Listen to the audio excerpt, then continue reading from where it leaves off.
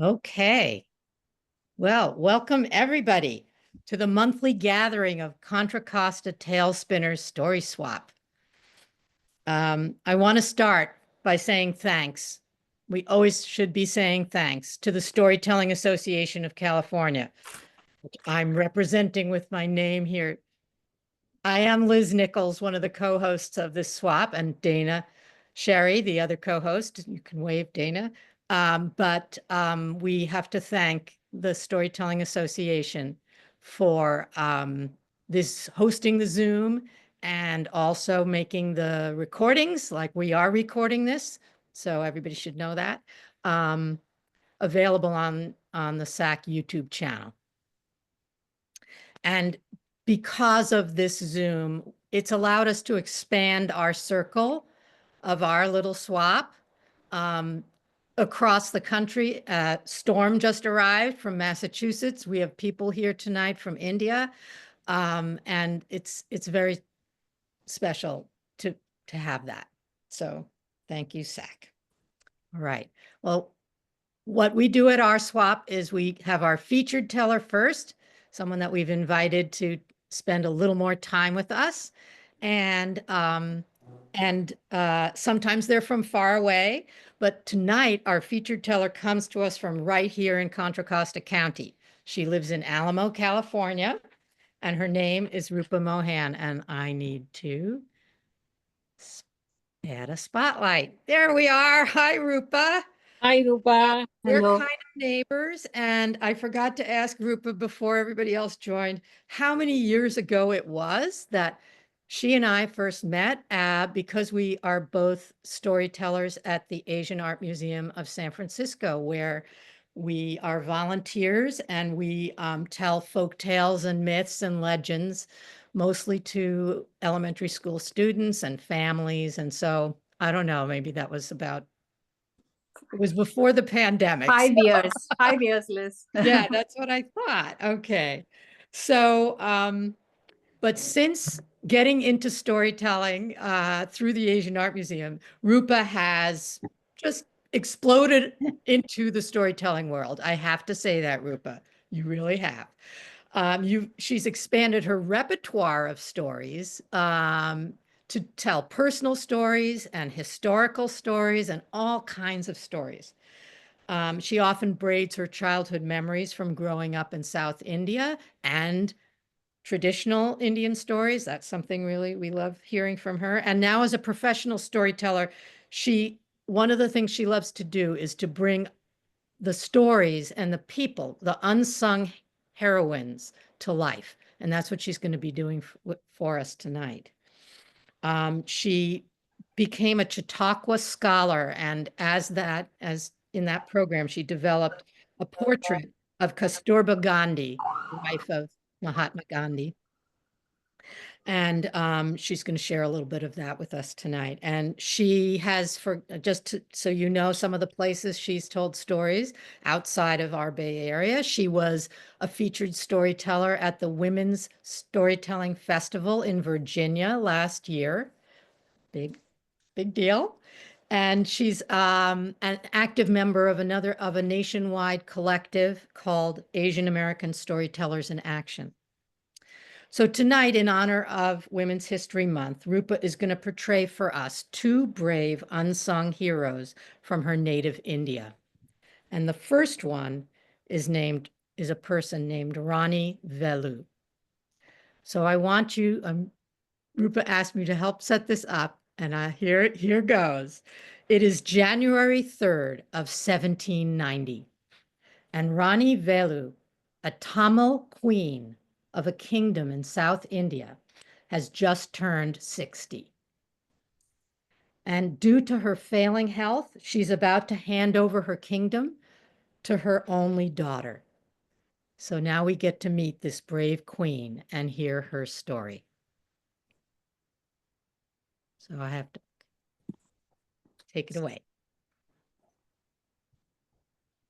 Vanakkam, which means greetings in Tamil, my native tongue. I am Rani Velu Nachiyar. And usually when they are telling stories about me, They call me a Veera Mangai, which means a brave lady. Well, today you can decide whether I deserve that title.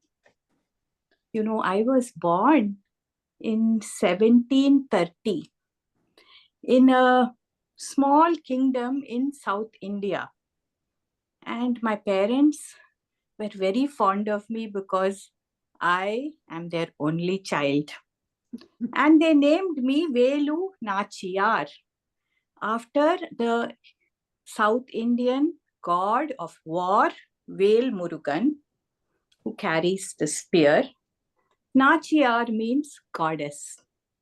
And they treated me like a goddess, though they taught me all the things that they would have taught to a son, like riding horses and even the martial arts, the traditional martial arts of South India.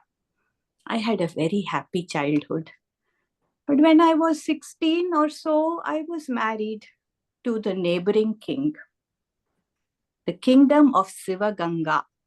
Yes, he was already married, older than me, but he treated me very well and kept me happy. He was particularly impressed that I knew many languages, not only Tamil, but some English, French, because I had studied all these languages with a lot of interest. And I even knew Sanskrit and Urdu. So he would consult me very much, especially when he was dealing with traders who were starting to come in from all sides across the waters and overland. First, they seemed very friendly. They said that they loved our fabrics, our fragrant spices, and all the beautiful things we had in South India. But soon they started changing, especially the officers of the East India Company from England. They stomped all over our kingdom wearing their big boots. These tall men with long golden hair, they acted as if they owned everything. And then they started making all kinds of demands that they will protect us against the other kingdoms if we gave them tribute and if our farmers paid taxes. We did not agree. Of course, this was our land, our people, our country. What right did they have to rule over us? So we protested. And my husband and I said, Po, go away. And we shut them out. And of course, that made them very angry because there were some weak kings around them who were aligning with them. I had a beautiful daughter who we named Vellachi. And one day I was out in the countryside riding my horse, visiting all the farmers and asking about their well being, when I heard this terrible news. My husband, the king, had been murdered by two officers from the British East India Company. Yes, I was heartbroken, but I knew I could not go back. I knew that I would be in trouble and they would probably kill me and my baby daughter. So I rode far away with a few of my followers in the other direction, seeking refuge from the neighboring kingdoms. And for several years, we were refugees, going from one fort to the other. They were kind to us, but we had to be very careful because the Nawab of our court, a Muslim ruler, had aligned with the East India Company and had taken over our beautiful kingdom of Sivaganga. And we heard that he was helping himself to all the beautiful treasures we had and controlling everything.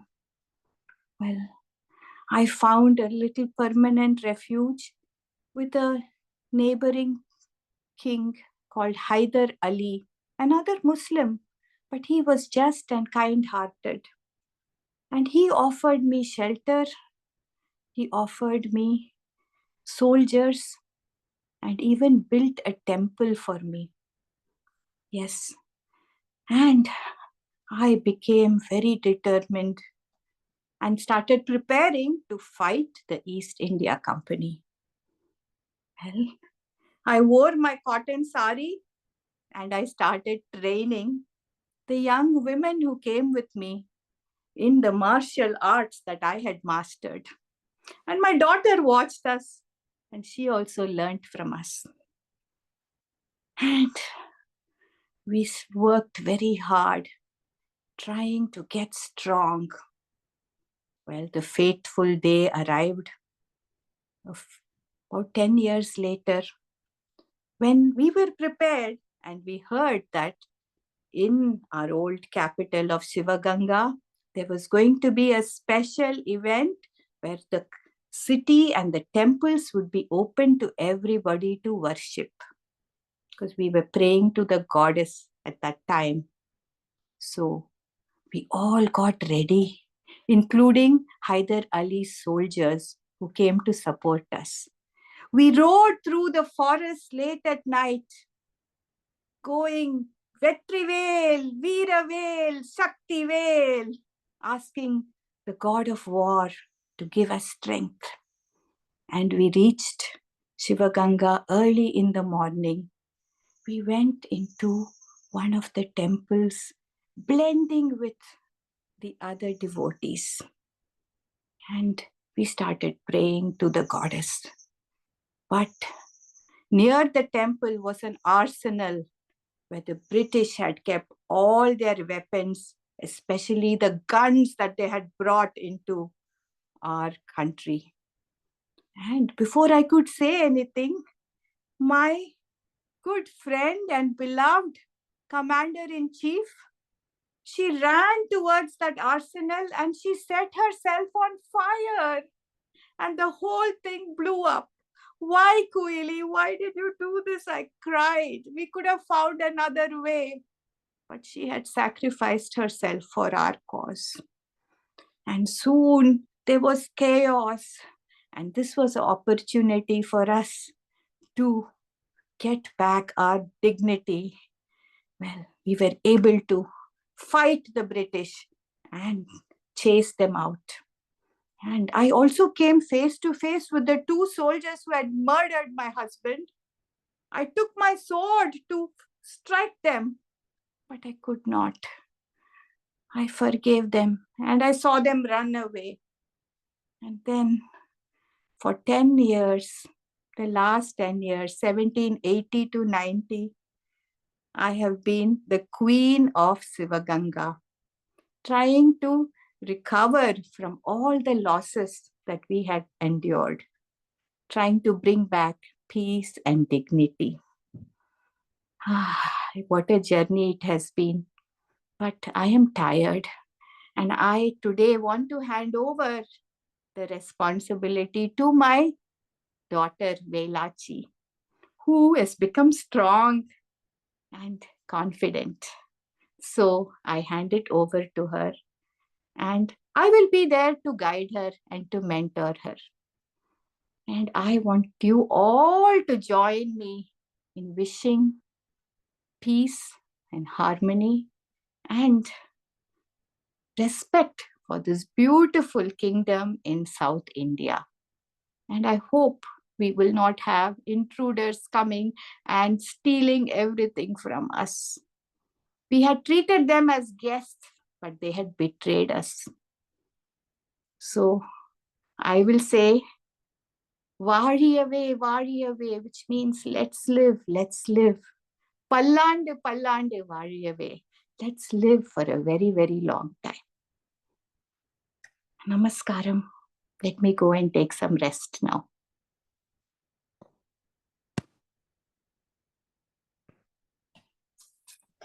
All right. So that was part one. That was only part one.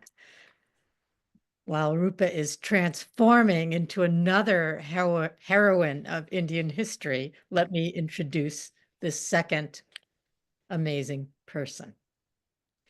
So we're fast forwarding from, what did she say, 1790 to April 11th, 1943.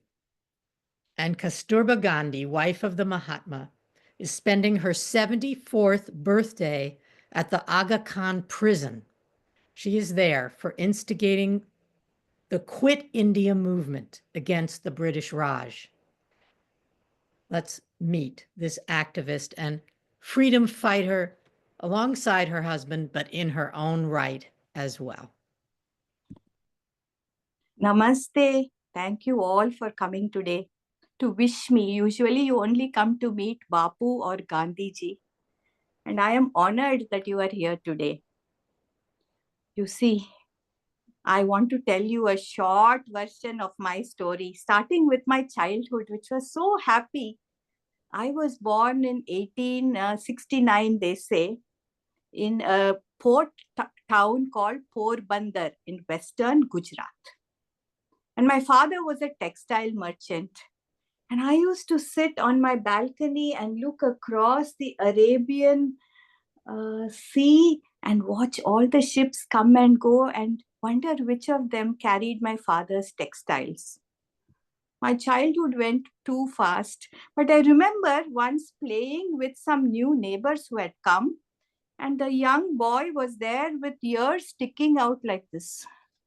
And a few years later, I was told that I was engaged to be married to him, that the families had decided to do that. And when I was just 14 years of age, I was taken to the wedding hall and married to him. This boy still had those protruding ears, but he had become tall and skinny, and he was known as Mohan. But of course, I could not say that word again. I had to call him with respect, Bapu. Yeah. And you know what? I soon went to my in-laws' house in distant Rajkot, and it was so different from my childhood because there were so many families living under one roof, and we all had to go into the kitchen and work hard day and night. Bapu, meanwhile, was going to school while I did not get any education because girls were not allowed to study. All we had to do was uh, listen to the stories of brave women from our epics and women who fought the British and learn to be good wives. Well, I did that, but Bapu would come in the evenings and he would try to control me. He would say, Kastur, where did you go today without my permission? I only went to the temple. Is that a crime? And then he punished me and sent me to my mother's house once because I disobeyed him. I didn't come back because I was very happy to get a break. He came and he picked me up and asked for forgiveness. Well, when we were 19, we had our first child, who the elders named Hari Lal, a very sweet little baby. But a big change came about because the family decided that Bapu should go to distant England to study law. And I was left with a child, of course, with all the help from the family members. And 3 years later, when Bapu came, he had become like a British man wearing a suit and a coat. And he did not want to work in India, so he went to another faraway land, South Africa. And we had one more child. He came back 3 years later and wanted us to join him in South Africa. So we set sail one day on the ship called the Kurland. I was scared, but also hoping that this would be a new good life for us. Well, we were stuck in a monsoon in the middle of the journey, and the ship was going like this for 3 days. I also had a very hard time wearing covered shoes. My feet were hurt very much. I was not used to it. And the worst thing was the food. They gave us just boiled vegetables and bread, I had to use a knife and fork, which made too much noise. And I missed eating with my fingers the delicious Gujarati food that we made at home. Anyway, when we reached the port of Durban in South Africa, a bigger storm awaited us. People were standing in the harbor shouting, "Go back, go back, go away, go away." And I asked Bapu, "What is all this, Bapu? Where have you brought us?" And then he told me that there was a lot of racism and people did not want us. Even the laborers were treated very badly, the ones who helped in their fields and in all their plantations. But Bapu was going as a lawyer, so we lived nicely in a villa by the ocean for a few years. But I saw he was changing. He wanted to do a lot of community service and wanted us to help with everything. I had two more sons, God's grace, but Bapu would not send them to school, saying that he would teach them to be good citizens and to be freedom fighters. Because the political situation was getting very bad in South Africa. They were spitting at us, they were throwing us out of the carriages and the trains, and they called us coolie coolie, which means indentured laborers. They did not want to give us any status, and Bapu went to court to fight for the rights of such people. We went back to India 5 years later, and I was so happy that I was going home. But my happiness was short lived because we returned to South Africa. Then we had to fight many battles there. But Bapu and his friends came up with a concept of satyagraha, which means truth force, passive resistance, non-violence. And he said he based it on my earlier behavior when I was young, when I would protest silently when I was unhappy. Well, oh, he published a newspaper called the Indian Opinion, set up a press. In the early 1900s, all this happened. And we bought a huge area of land with his savings, which became the Phoenix settlement, because he wanted us to move there and live a simple life. Yes, all living together in a commune, working together, and trying to keep our doors open to everybody. It was a hard life. I toiled from morning to night. I had to do everything, but I started enjoying it. And they started calling me Ba, which means mother. So from Kastur, I became Kasturba. Bapu was very, very busy trying to make some changes because the laws were very unfavorable to us. They wanted us to carry papers like criminals, even while crossing from one province to the other. They wanted to impose a 3 pound tax when the laborers were making less than half a pound a month. And so in the 1908, when Bapu protested silently and, of course, non-violently, he was thrown into prison. 2 or 3 months of hard labor. And when he was in prison, I decided I would eat only gruel to support him. My boys who were getting to be big were also thrown into prison for doing things like selling fruit illegally. But we also had to buy another big piece of land near Johannesburg and named it Tolstoy Farm because more of the families of the people going to prison needed our support and we had to house them. And in 1913, I remember Bapu said that there was going to be a new law where all our marriages would be considered illegal because we were not married in the Christian way or in a civil ceremony. I said, Bapu, is there no limit to this? How much are we supposed to endure? He said, Kastur, if you are so upset, you also become a satyagrahi and you will get thrown into jail. And if you die, we will all worship you. I took it seriously and as a challenge. And that very year, with 3 other ladies, I crossed the border to Transvaal illegally without papers. And of course, we were all thrown into Maritzburg prison. Yes, 3 months of hard labor. Well, it was very difficult, but we stayed together singing our devotional songs every evening.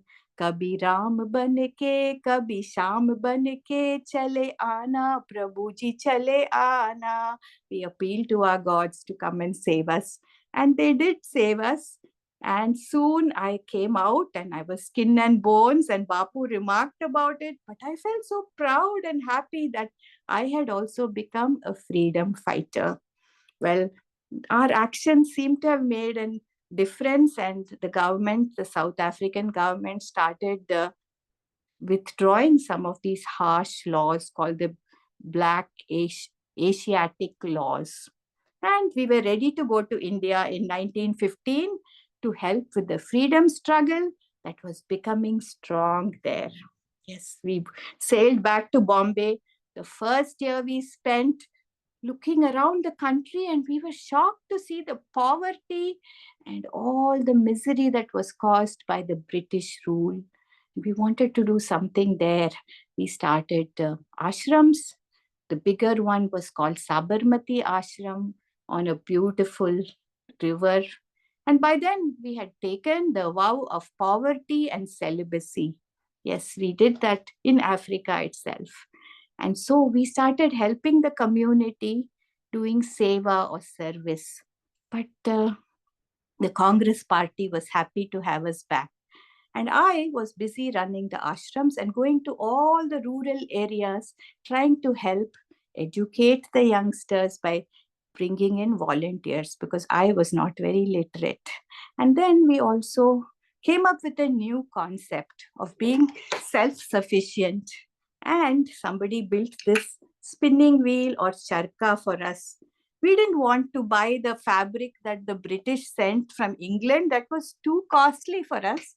So we started spinning our own yarn and making this handloom called khadi like this. Everybody started wearing it, and it became a symbol of the freedom fight. Well, I have to say that the 1920s were a time of change, and everybody came together. It became more intense in the 1930s. I started doing satyagraha or peaceful protests, burning fabrics, the foreign fabrics, picketing outside the liquor shops, and I got thrown into prison 6 times. Yes, during that decade. And I even wrote a diary with a simple list of what all I did every day. I had given up many things, including salt, pulses, milk, spices, but I would not give up one thing, coffee. And I told Bapu that I have a weakness for coffee, and I am not a Mahatma or a great soul like him to give even that up. Now, the 1940s were even more uh, special because people came together once for all and came up with the slogan that Karo ya maro, do or die. And in 1942, the Congress Party declared the Quit India movement once for all, trying to push the British government back home. And they were all arrested, all the men. But in August of 1942, I had the role of going and addressing a big meeting in the city of Bombay, where I asked the women to join the movement and try to motivate everyone with a speech. Of course, I was arrested and brought to this prison, the Aga Khan Palace. To my delight, Bapu was also here, and I thought finally I can spend some time with him. So, the past year, we have been going for walks in the garden. We have been trying to read poetry together. And of course, every day I read my favorite book, the Bhagavad Gita. My health has been failing, but I believe in this one philosophy: live as if there is no tomorrow, learn as if you will live forever. So, my dear friends, I don't know if I will be alive to see India gain her freedom, but I do hope that it will happen soon. There are chants all over I heard of this Vande Mataram, which means I bow to you, Mother India, and Jai Hind, which means victory to Mother India. So I hope you will all join me in wishing Mother India gets back her dignity and her freedom.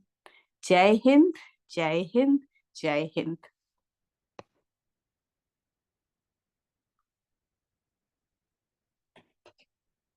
Thank you so much, Rupa. Wow. Wow. That was very special. I love how you're so expressive and how you portrayed two very strong, very special freedom fighters, women who were both strong, but in different ways, so we could see you share two different personalities. Thank you. And I had to race through it, but thank you for giving me this opportunity. Live as if there is no tomorrow. Learn as if you will live forever. We can all really take that with us. All right. Thanks for getting us off to such a fantastic start. I am going to remove both our spotlights and spotlight. Where are you? Okay, hold on a minute. I just got a spotlight Dana. Here she is. Okay. Thank you, Liz, and thank you, Rupa. That was an amazing. Am I breathing? Okay. That was an amazing start to our swap, but there are more stories to come as well. And so the next story will be from Ranu Narayan. Can you see and hear me? I can hear you, but I'm still looking at myself. We'll switch the spotlight. Can see me, right? Yes, we can see you. Okay. Good evening and good morning. I would like to share a story that I wrote for World Storytelling Day. And the theme this year is deep water. And I've taken it to mean deep trouble. So here goes. Ranjini was coming back home from her morning walk.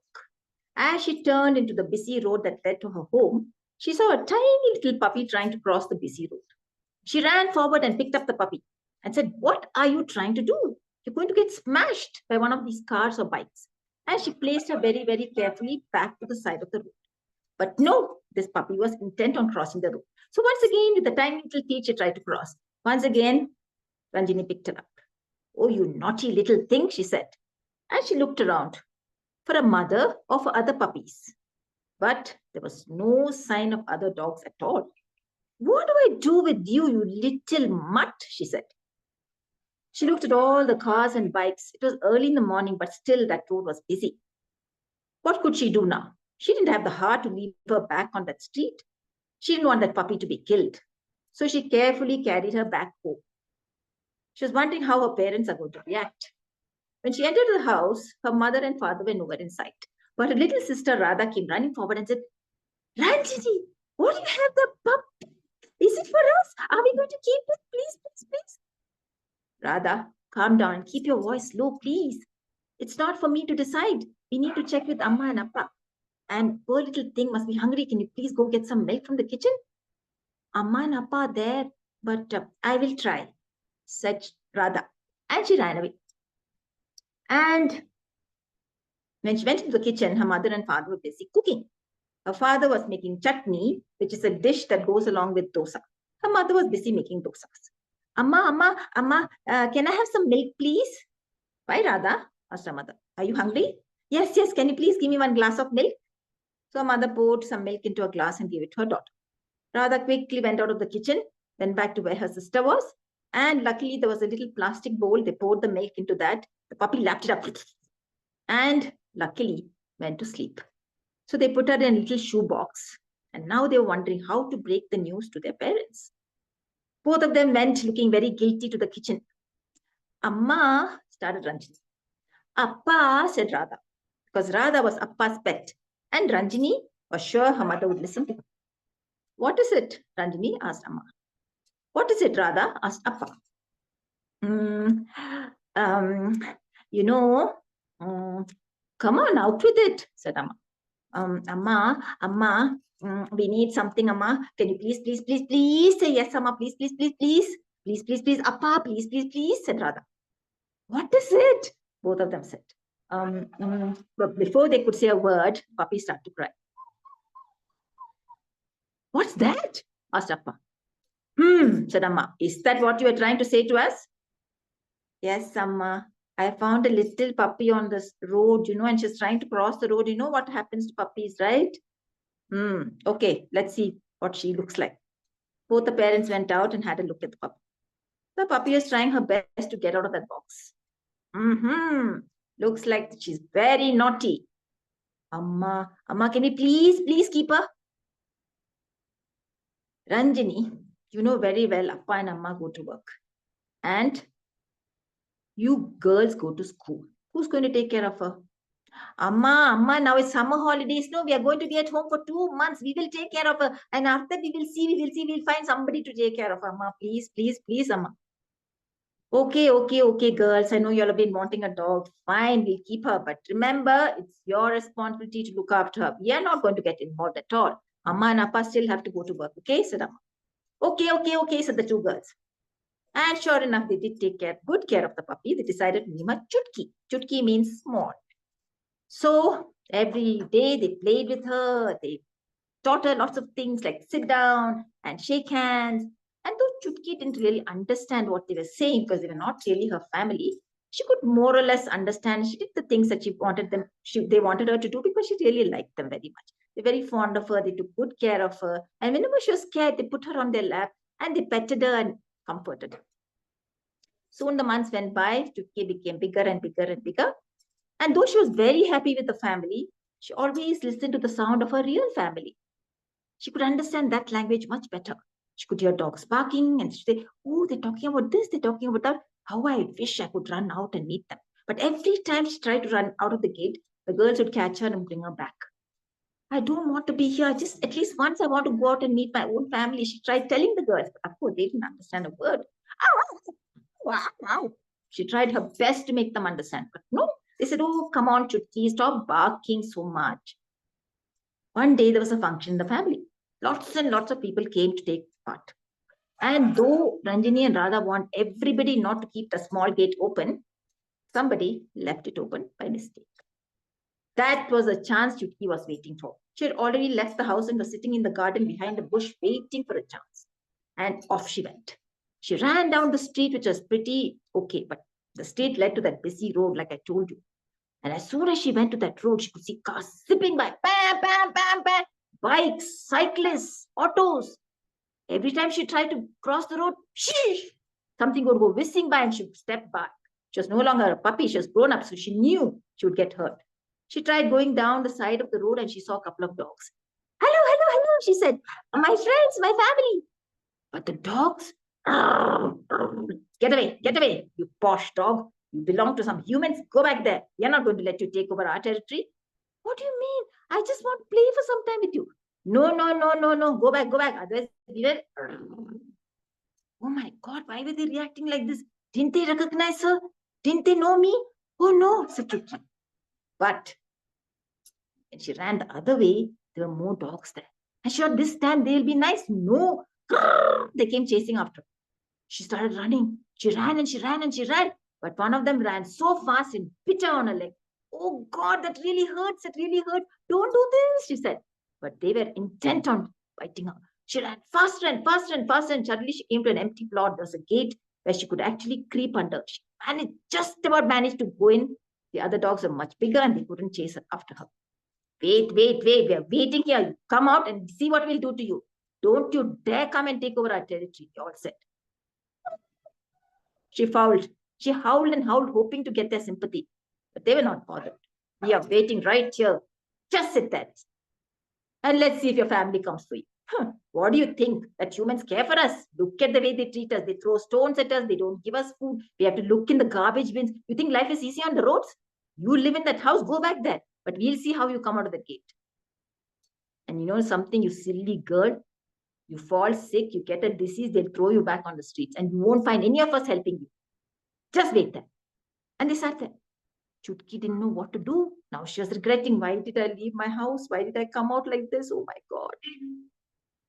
The morning slipped into afternoon, afternoon slipped into evening.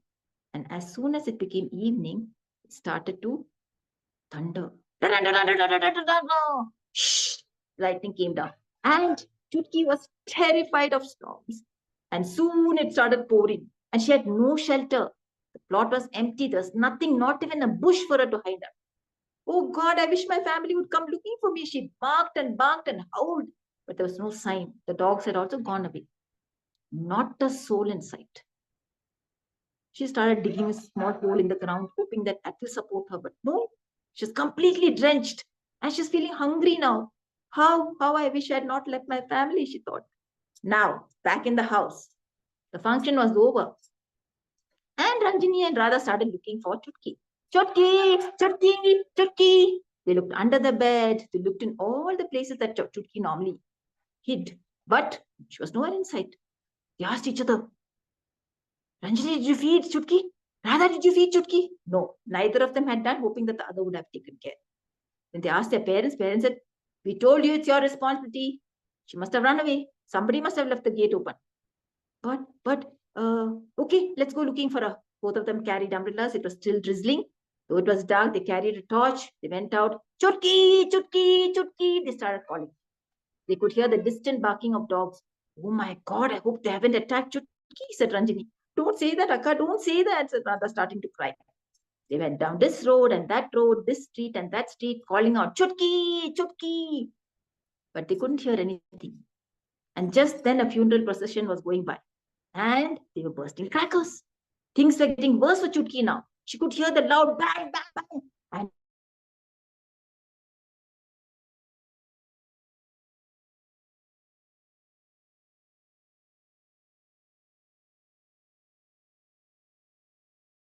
And just then she could hear somebody calling, Chutki, Chutki. I'm here, she wanted to say, oh. She had barked and howled so much her voice wouldn't just come out. Luckily for her, Ranjini heard, hey, there's a dog whining in that empty plot. Let's have a look. There was a wall and there was the gate. And the gate was completely covered. So Ranjini pulled a rock, stood on top of it and peeped inside. She saw Chutki. Hey, Chutki's here, Radha. Wait, let me jump inside. So she jumped inside and handed Chutki to Radha. Radha held her tight and she said, where did you go, Chutki? Where did you go? Ranjini jumped back out and the girls went back home. Chutki was so happy now. She was at peace with herself. As soon as the girls went home, they gave her some nice, tasty food to eat. And they petted her till she fell asleep. And that is the end of my story. Thank you.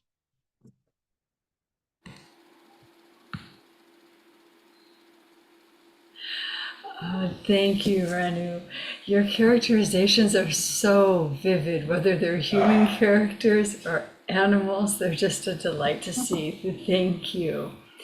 See, and our next story will be brought to us by Jane Cole.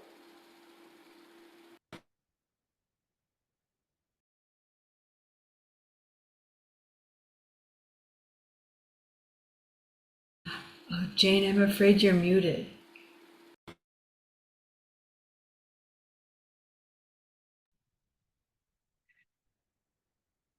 This story takes place in 1958 when I was a first grader. My sister was 2.5 years younger than I, so little Karen had to go to a babysitter while I was a big girl away at school. Now, Karen's adventures at Mrs. Sperber's house were not stellar. There was a mean girl there who was really unkind to Karen. Karen recently told me she remembers hiding in a cupboard under a sink with the sink pipe right beside her. And she thinks perhaps that was because she was hiding from this mean girl. Well, Mrs. Sperber was a very nice lady, and we liked her very much. But her house was a wasteland for children.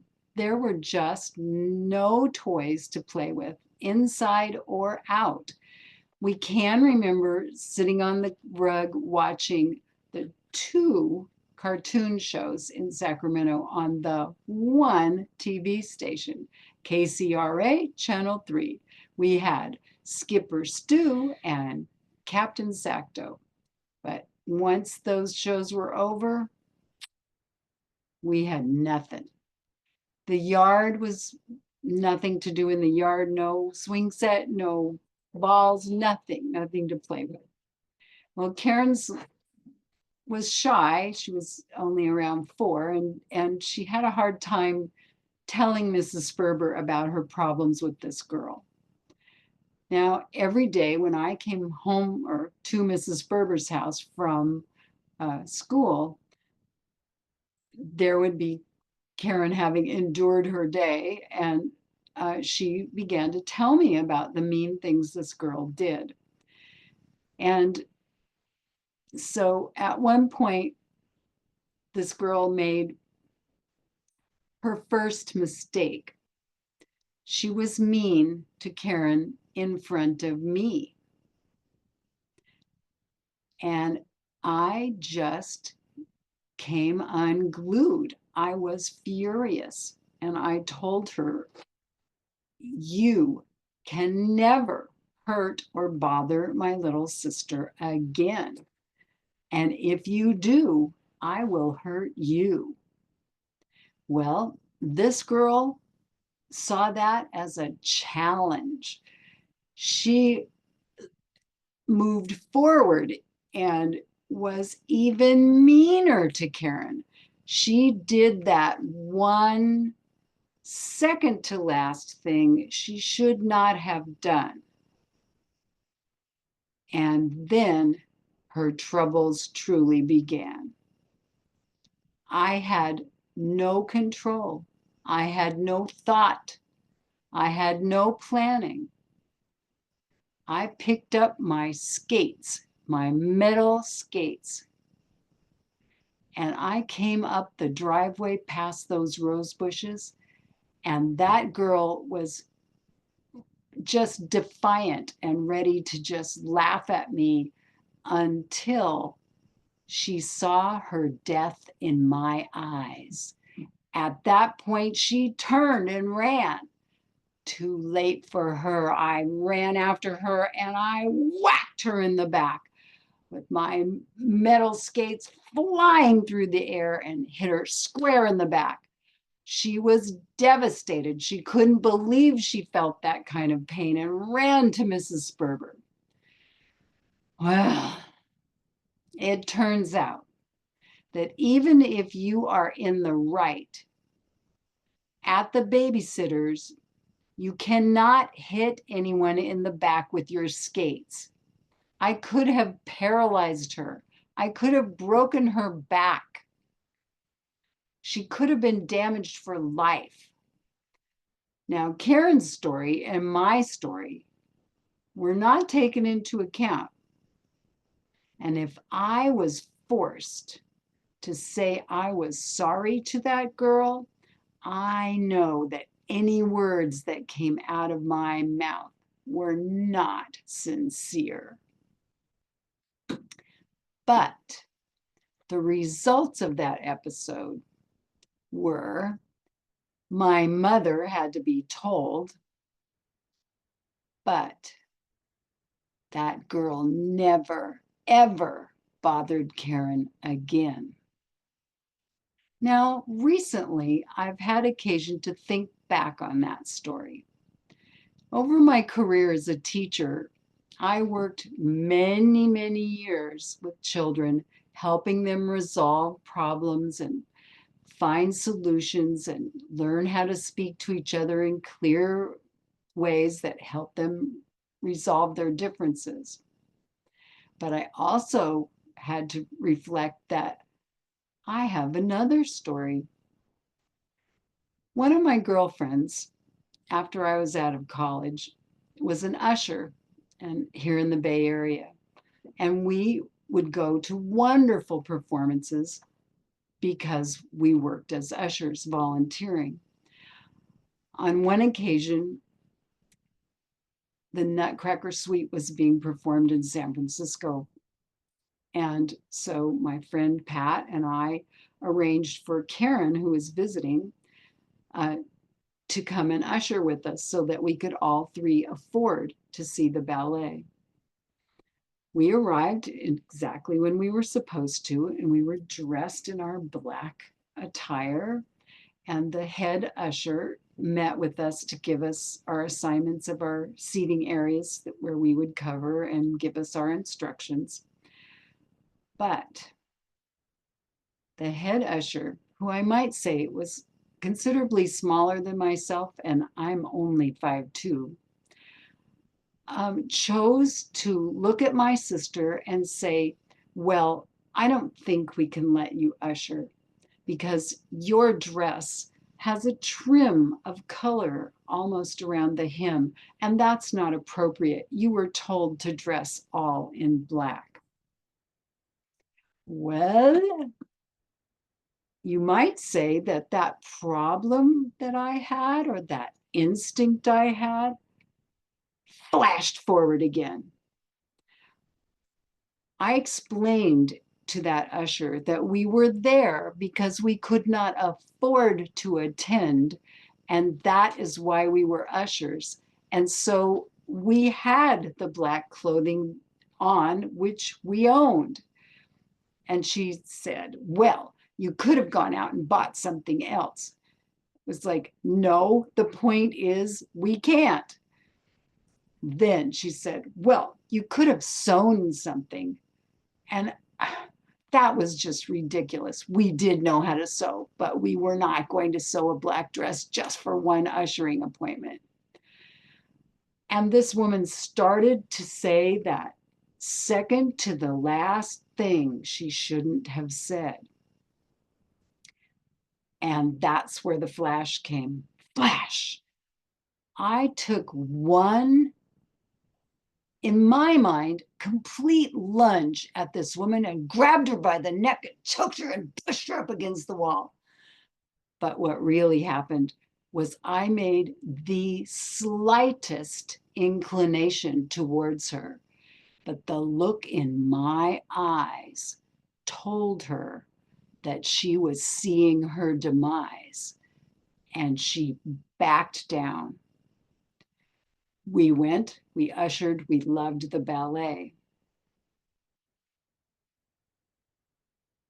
What I wonder about now, I'm 73. The little usher must be much older than me by now.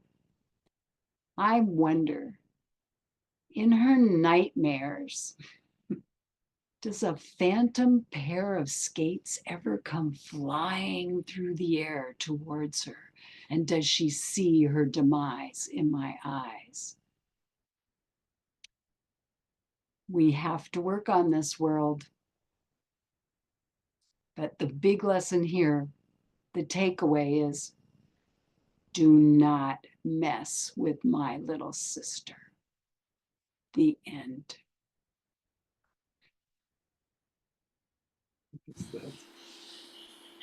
Oh, thank you, Jane.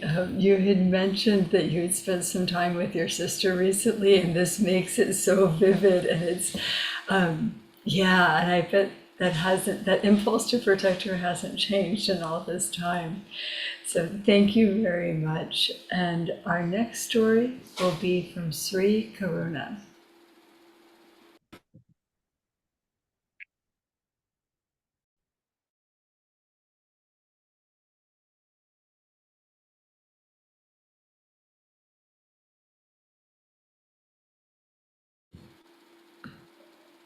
Will be spotlighted.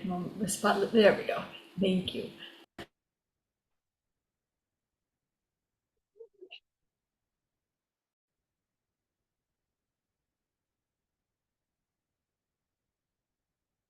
One second. Is my level okay of the video? Yes, it's good. Hello, everyone. Good morning, good evening from whichever part of the world you are today. So I'm Sri Karuna from Visakhapatnam, India. And Today I would like to share a story which I have shared with more than few hundred girls uh, when I went to share this story with school girls here in my state. And somehow the story resonated with me a lot, and there were beautiful reflections after sharing this story. The name of the story is The Princess with New Clothes, and it's written by an Indian author called Sudha Murthy.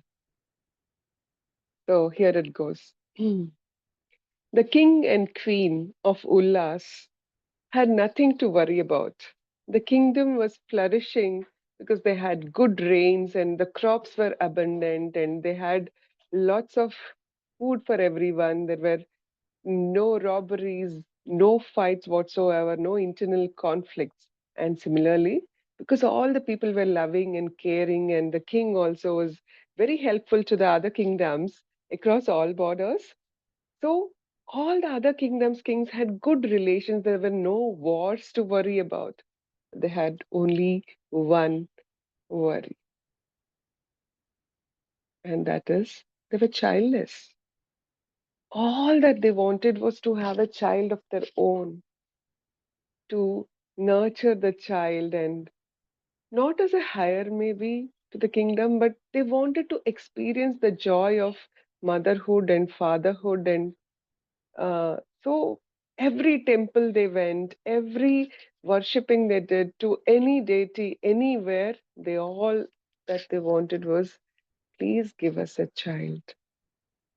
And someone said, go to the forest. There is a forest deity there. And if you wish ardently and if you pray with all your heart, your wish will come true. And that's what they did. They went to the forest, they gave up eating food, everything, and with complete reverence, they prayed to the deity. And the deity appeared.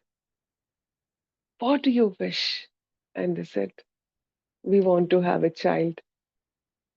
And the deity said, I will bless you with a little girl. But there would be a problem. Now, this king and queen were so desperate to have a child that they were ready to accept any kind of a condition. And they asked, what is it? And the deity said, this child will ask for new clothes every single day. And the king and queen thought, we are the king and queen, the treasury is full, and we have so many artisans, weavers, tailors, and so many people to make new clothes for us. So this is hardly any matter of thought. He said, yes, yes, please give us the child. And the deity blessed them with a little girl. The queen gave birth to a beautiful baby girl. The baby girl was so beautiful, pink cheeks, black curls, beautiful long eyelashes. The toenails and fingernails were shining in pink color, and everybody came to see, oh, what a beautiful baby. Oh, what a beautiful baby. They named the baby Beena. Beena was growing prettier by the day. She was loved and cheered by everybody in the palace, outside in the kingdom, because she was a very bubbly and loving and caring child. She cared for everybody. She cared for the animals. She was respectful to the elders, and she was good in everything that she did. But the only problem is she wanted a new dress every single day. The king and queen had a child after a long time. So they invited the weavers and the artisans and the tailors and the people who did embroidery. And Beena had a new dress every single day. You name it, she had it someday. She had silk, she had woolen dresses, according to the season, she had cotton, she had all kinds. And the colors, one day it was lavender, other day it was indigo, and all the colors of the rainbow and beyond that, beautiful shades. Even in yellow, one day it was mango yellow, one day it was sunflower yellow, one day it was chrysanthemum yellow and pale yellow. You name it, she had dresses of all shades because 365 days she wore new dresses, you see. And the colors and combinations, the weavers put all their brains to work and they weaved beautifully. Years passed. But now the king and queen were tired of getting the artisans and the tailors and making new dresses for Princess Beena. They tried to cajole her, they tried to reason with her, they tried to show her the peasants' children how few dresses they have, still they are happy, and they put in a lot of thought to her, but maybe because of the deities, you say it curse or a boon or whatever, Beena didn't relent. And when your only child is adamant, who is born after a long waiting, the parents have to give in. But after a few days, they thought, let us go to the deity and ask the deity some solution. And they went to the deity, and the deity said, okay, this problem is arisen because of my doing. So I will provide the solution for this. So don't you people worry. Now, every day, every single day, there will be a new outfit next to Beena when she wakes up in the morning. But there is one condition again, she said. Never ever, never ever exchange the trust that I give you with anyone. The day you do that, you're going to face trouble, said the deity. And Beena was okay. Why would I ever exchange the dress given by you with someone else? She said. And off they went. Beena slept and was wondering, what kind of dress will this deity give me? And was dreaming of all colorful dresses and all that. And next day she woke up with excitement and saw next to her on the pillow was the most beautiful, exquisite princess gown one could ever see, with a beautiful sweetheart neckline and golden embroidery and the finest of silk threads woven into it, and a long, trail of fabric that she could wrap around her hand. And Tina thought, "Oh wow, this dress is superbly beautiful." And she wore it, and she stood in front of the mirror. She preened around, and she twirled and turned, and everybody said, "What a beautiful dress, Beena! You look so beautiful in it." And she felt so nice. And days passed. Every day there was a different dress. One day it was a hue of the sky. The other day it was a hue of the setting sun in orange. The other day it was like snow white. And the other day it was crimson red, like the rubies and the emeralds. And every day, once it was a sari, once it was a half sari or the ghagra, like the Indian this one. Sometimes it was like the English princess gown. And she had all kinds of dresses. And as days were passing by, all her friends in the palace and everybody started saying, "Oh, the deity gave it to you, so you can afford to wear new dresses every day. What about us? We can't have that kind of dresses." And further days and weeks passed. They just stopped noticing her. Even if she wore the most beautiful dress, no one ever looked at her. Wow, beautiful dress. No one appreciated her. No one gave her a second glance because this was just like normal for everybody. And day by day, Veena started getting upset. Though she wore the most beautiful dress, she felt she was looking good, but when nobody noticed her, nobody was appreciating her, she felt really upset. One day, Beena was going on her chariot, and nearby the river, one girl was coming from the river with a pot of water. She wore the most drab, cotton, simple sari. It was the most simplest sari she had ever seen. That girl was looking extremely beautiful in that simple sari. She had long hair plaited with a few jasmine strands and big eyes with the coal lined eyes and all that.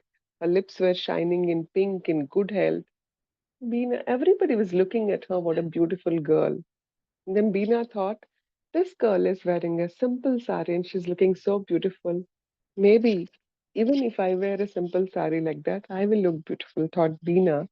And she went to the girl and asked, can I borrow your sari? And in exchange, I'll give my beautiful dress to you. And this girl was very happy. Oh my God, the princess of the kingdom is coming and asking for my sari. And in return, I'm going to get such a beautiful dress. Of course, she said. And she gave her sari to Beena, and Beena gave her dress to the girl. And as soon as the Beena wore that sari, immediately she was transported into the middle of the forest in front of the deity. And the deity appeared and said, Bina, I told you never ever to exchange the dress I gave to you with anyone else. Bina said, Yes, I completely forgot about it. And then the deity said, Now you no longer can stay in the human world. You have to come back with me. Suddenly, Bina remembered her parents. They're going to be teary eyed, they'll cry for her, and she was feeling very, very sorry. Said, Okay, I know I made a grave mistake.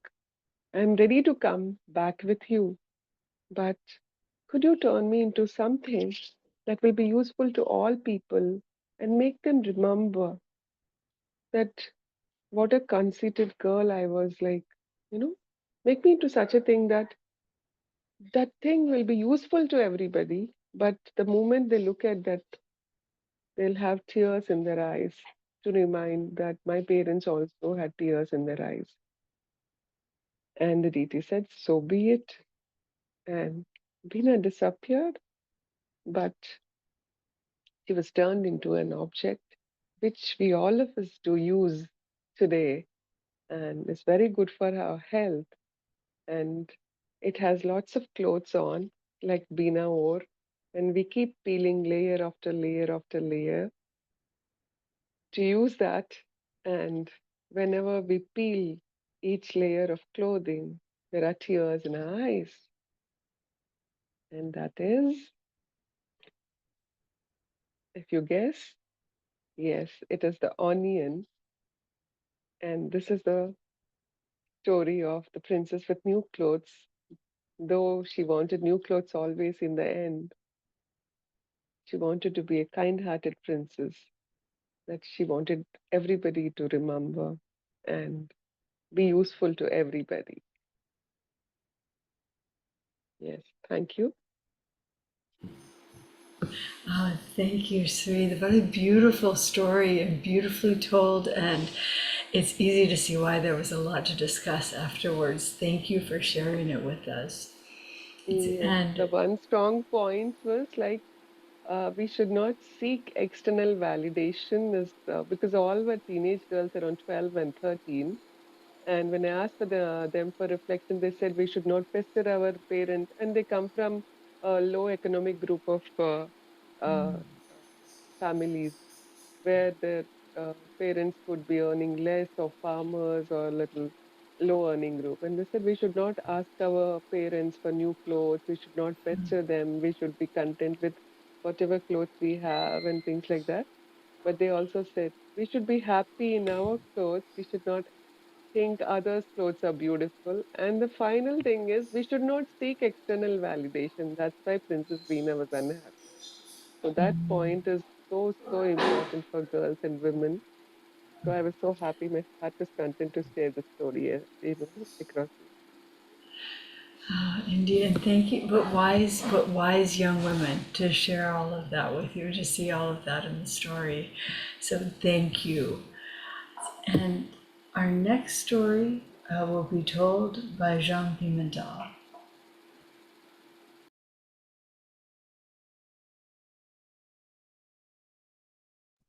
Hello.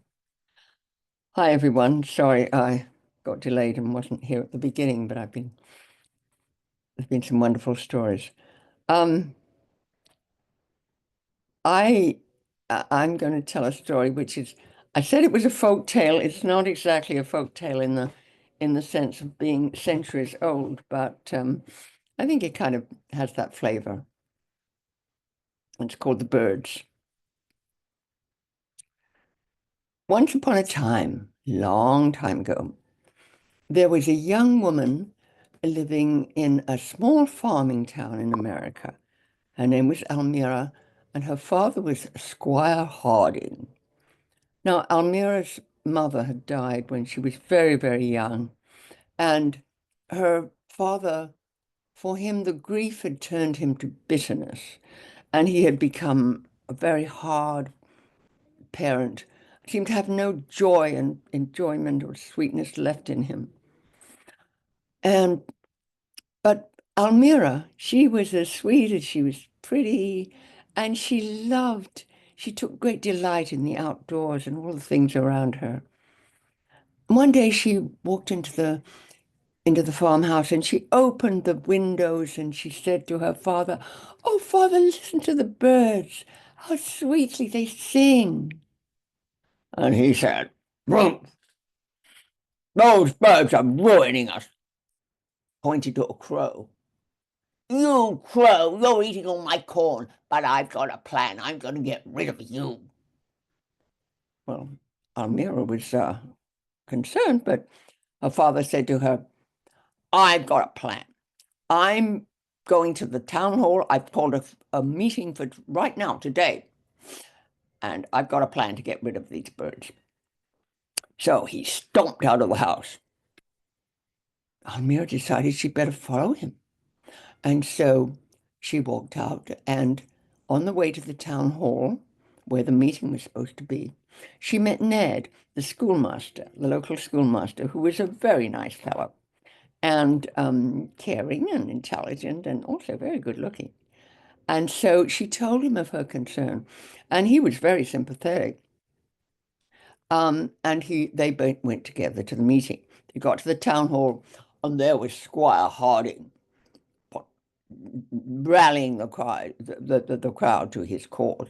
He said, "I think we should offer a reward to all the hunters in the area and offer a reward to any hunter who will kill an adult bird. And then we don't have to worry about the nestlings because they will die anyway. And there will be no more birds to ruin our harvest." Well, he was a very good orator, and so the people sort of just went along with it, and they called the hunters, and bang, bang, bang, bang, bang, bang, bang, bang, bang, bang, bang, pop, bang, bang, bang, bang, bang, bang, bang. Pretty soon, all the birds were gone, and then Almira was so sad. But what could she do as just one woman? But she thought, and then she got a plan. She thought of a plan. She went out and she listened, and she heard the faint peeping, little cheeping of these poor little motherless, parentless birds. And she found a nest, and she very carefully removed it from the tree, took it to the schoolhouse, and found Ned, and asked him, could he possibly take care of this nest? Would there be a room somewhere in the schoolhouse where he could take this nest and maybe some others that they could find, she could find, and feed the birds until they got old enough to fly, and so they would not be lost? And he said, "Oh, I'm sure I can do that. The children, are very sad about this. And besides, they love being part of a secret plan." So she went out and she found lots more nests with little nestlings in and brought them. And the children went out and looked for food for them. And of course, there were lots of insects they could find to bring them, because these insects had proliferated with no birds around. And as spring turned into summer, the squire became distraught.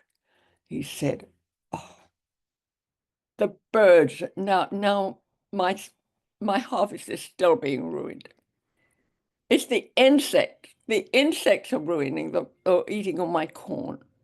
They're not just eating the corn. They're chewing on the foundations of my house. They're getting into the food. They're even chewing on my clothes." He said to his daughter, "I was wrong. You were right. Nature had a plan that I didn't understand, and I ruined it, and now our whole life is ruined." And Almira said, "Just a minute, father. Maybe not all is lost." And she ran out of the house. Now, after a while, he decided he'd better go and find out where she went. He walked out of the house, and he noticed that a lot of the townspeople seemed to be heading for the schoolhouse, where there's a lot of activity. And what do you think he saw? From the schoolhouse, Almira and Ned were leading a procession of school children, each of which was carrying a cage with birds in it, flapping their wings. And they went to the town square. They set down the cages one by one. They opened the cages and let the birds out. And these birds were just healthy and dying to try out their new wings. And they flew out of the cages, out of the square, up into the sky, soaring and wheeling and into the trees and the gardens, and then finally out into the fields. And they started looking for food just as nature had meant them to, all on their own. And of course, there were lots of insects there. They were feasting on these insects.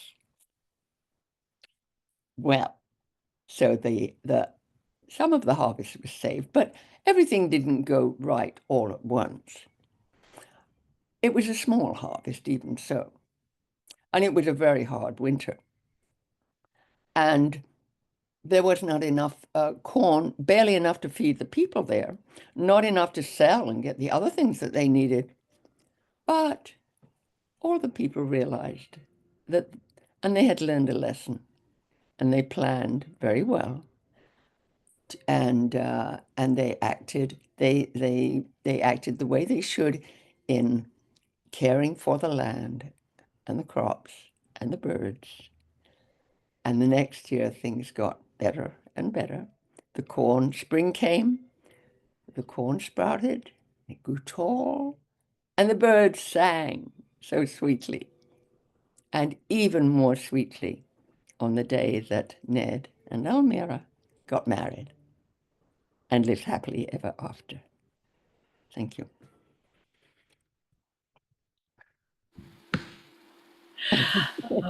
Thank you, Jean. That was a beautiful story. It was like a folk tale.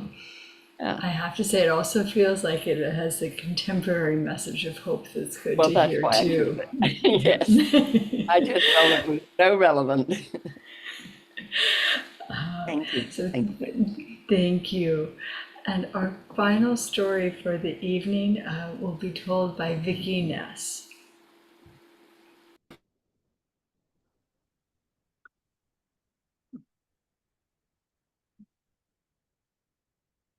With a twinkle and a tinkle and a clang, enormous cart went down the road. It was old, it was beat up. There were bottles and boxes and books, and there were cooking utensils and all manner of things piled up on top.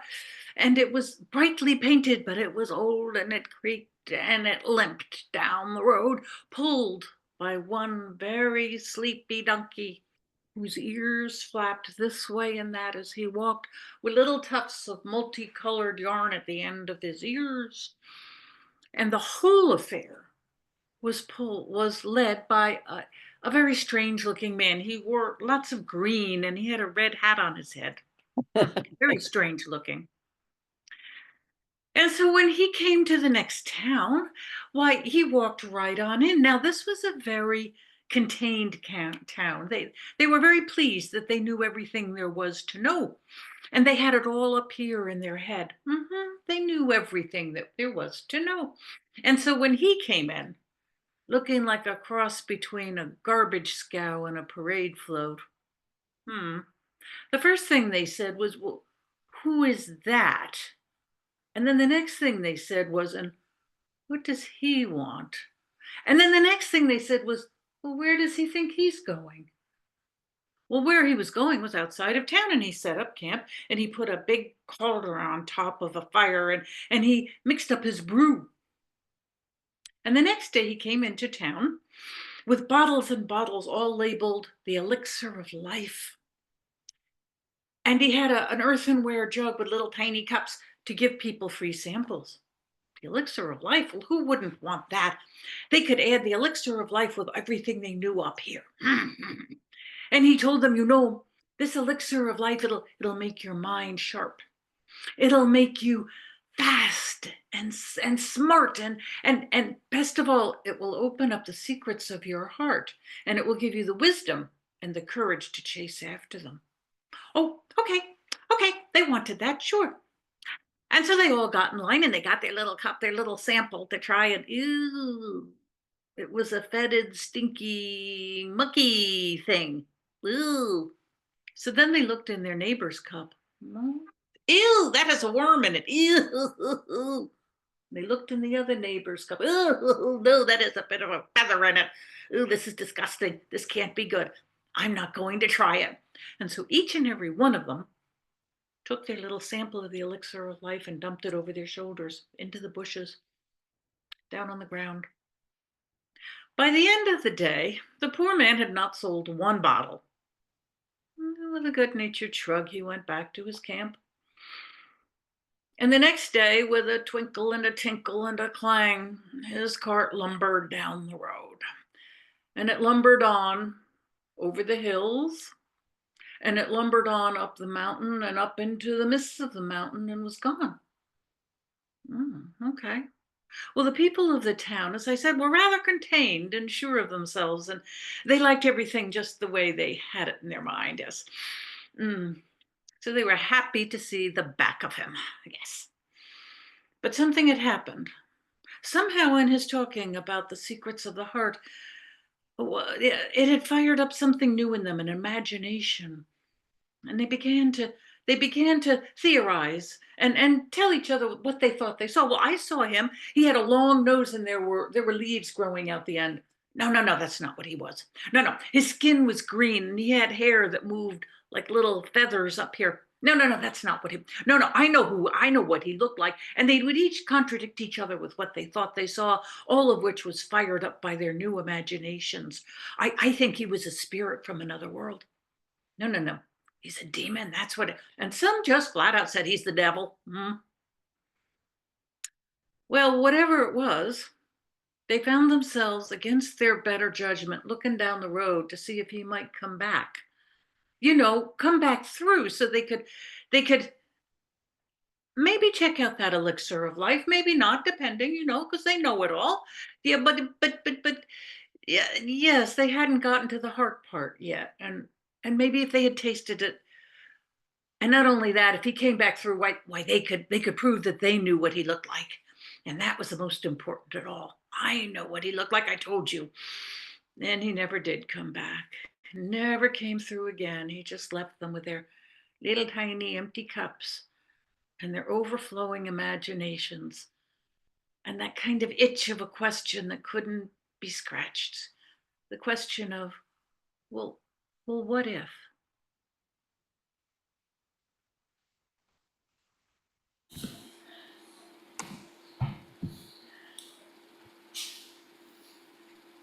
It was a short story. It was a powerful story. It did. So thank you very much for closing our evening with that. And indeed, it can be a little scary to think that you might actually know your own heart's desire, let alone have the courage to do something with it once you find it. So thank you to everyone for the beautiful stories tonight. It was, as always, a joy, a delight to be with all of you, to share all of these stories together. And I think with that, Liz, I don't know if you have closing comments that you would like to add as well. You always. Okay. I'm going to. All right. So let's just all be together. No spotlighting, but final thing before we stop the recording, and then we can have some minutes of informal chat for anyone who wants to stay.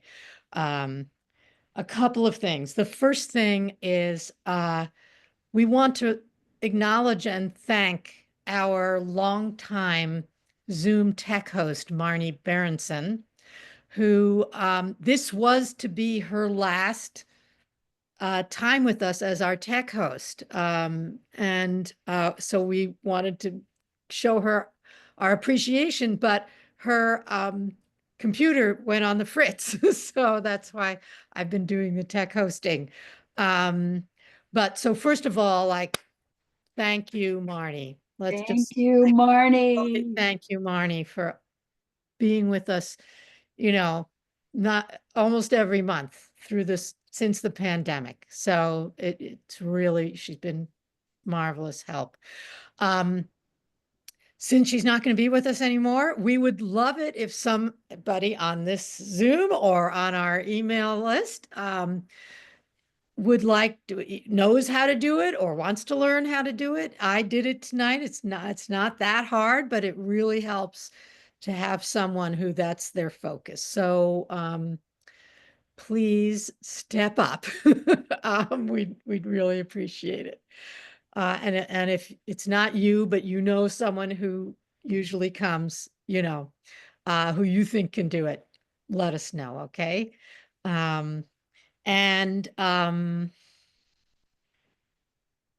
I wanted to say that, and also wanted to say just we can chat about it after we end the video, but we have so many wonderful people who come month after month and share stories and sign up. Like, we send out our email and they sign up, and but there's lots of others of you who we know have wonderful stories, and we want to hear your stories too. So please sign up. And even if you're not 100% sure that you can do it, let us know.